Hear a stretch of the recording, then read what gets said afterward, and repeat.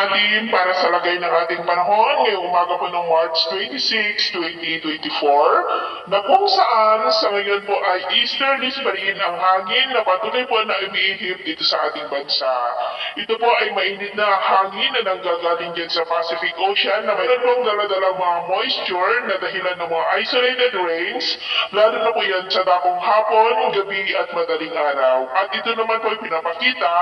ng forecast model natin pong ginagamit hanggang po sa susunod na 2 linggo. At sa lagay ng ating panahon, ngayong madaling araw ay maayos ang panahon sa malaking bahagi ng ating bansa pero may chance pa rin ng mga isolated rains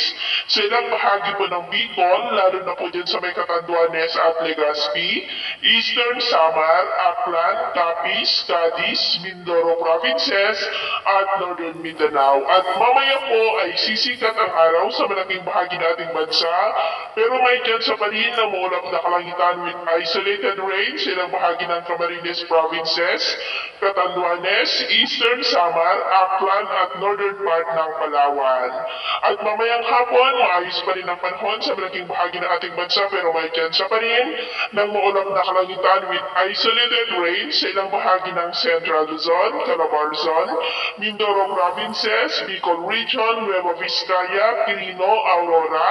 Northern Samar, Aklan, Misamis Occidental, Lanao provinces at Tagum. Kaya mag-ingat po tayo sa posibleng banta po ng mga pagbaha at pagguho ng lupa, lalo na po at posibleng may kalakasan ng mga pag-uulan sa ilang bahagi po.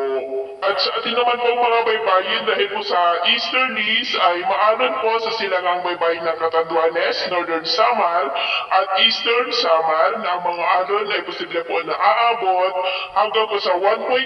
to 2.2 meters height. Kaya wasan po muna natin ang papalaot